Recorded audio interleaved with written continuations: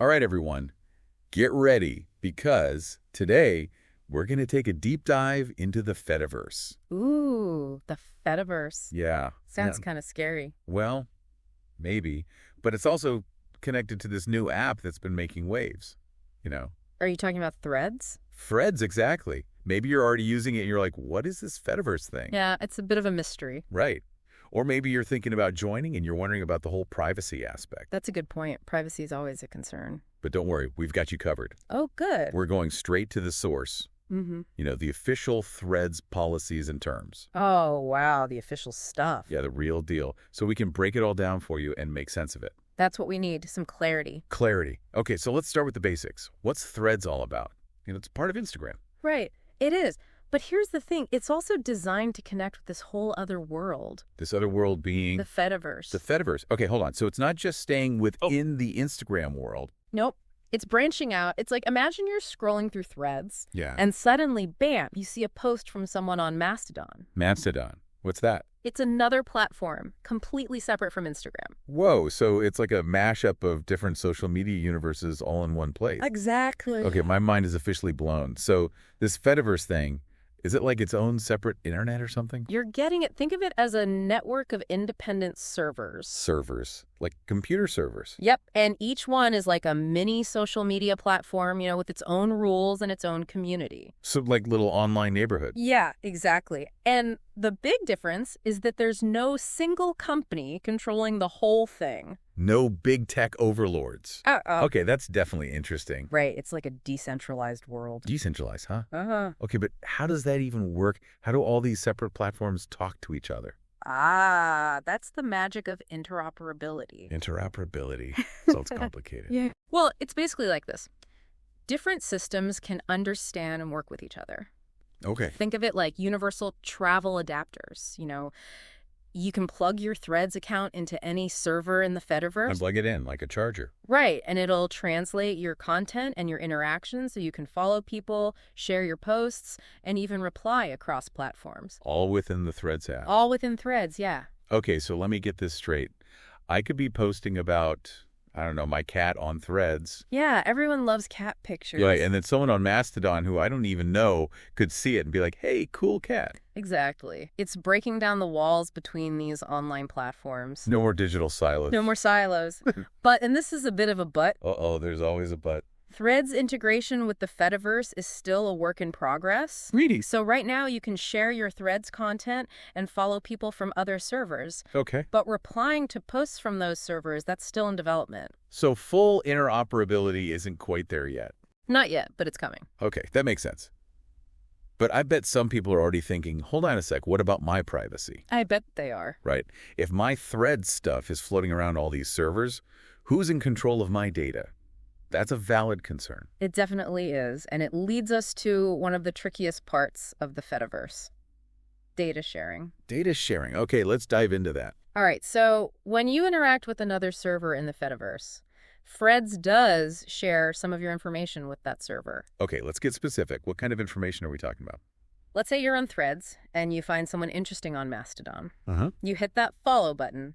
Threads sends Mastodon your basic profile info, your username, your name, your bio. All the good stuff. And, of course, the content of your posts. So Mastodon gets to see what I'm posting. They do, and it goes both ways. If you're liking or replying to a post from another server, that information also gets shared. So my Threads data could end up on servers I don't even use. That's the thing about the Fediverse. And here's the kicker. Once your information is on another server, it's not under Meta's control anymore. It's like it's left the building. Right. It's subject to the rules and policies of that specific server, and those rules could be totally different from what you're used to. Different rules, huh? That's something to think about. Yeah, it's like visiting a foreign country. Different laws, different customs. Okay, that makes sense. So it's not just about trusting Meta with my data. It's about being comfortable with all these other servers, too. Precisely. And their rules. And their rules, yeah. And it's not just privacy policies. It's also about how they handle content moderation. Content moderation? Like what gets taken down? Yeah, exactly. Let's say you delete a post on Threads. Yep. But that post has already been shared with another server. Well, guess what? It's still out there. It could still be on that other server even though it's gone from Threads. It's like trying to take back a rumor. Once it's out there, it's out there. Exactly. Okay. That's a little unsettling. But it's not just one-way traffic, right? What about the data Threads collects from users on other servers? Ah, good point. So Threads collects information about users on other servers who interact with Threads content. Okay, so like if someone from Mastodon replies to my Threads post. Right. Let's say her name is Alice. Threads will collect some info from Mastodon about Alice. Like what kind of info? Like her profile details, the content of her reply, that kind of stuff. And get this. There's more. They even gather limited public info from the Fediverse about you, even when you don't interact with Threads. Really? Yeah, so like if your username pops up in a reply to a Threads user, they'll process your username when they display that reply on Threads. Wow, so there's a lot of information flowing back and forth here. A lot of information. It sounds like users really need to be aware of all this. They do. It's about being informed. Informed, absolutely. But what about control? Do users have any say in how their data is used in this whole Fediverse setup? That's the big question, and it's what we're going to talk about next. Okay, good, because it sounds like we need some options here. You do, and you have them. We'll get into that right after the break.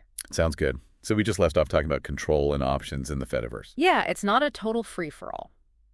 That's good here. You do have choices. Choices. Okay, like what can Threads users do to, manage their data? Well, right within the Threads app, Okay. you can manage and delete your data, just like you can in Instagram's settings. Oh, okay. So it's similar to what we're used to. Yeah, familiar territory. Familiar territory. Good. Yeah. And what if I want to just like completely ditch my Instagram account? Say sayonara to Instagram. Sayonara.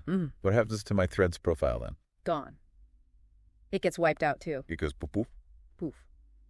But there's a catch. Uh-oh, a catch. Because each server in the Fediverse is its own, independent entity. Okay. Requesting to delete your data from those servers, it's not a guarantee. Not a guarantee. What do you mean? They might have their own procedures, their own policies. So even if I scrub my data from Threads, Right. it might still be out there on other servers. That's a little unnerving. It's true. It's a possibility.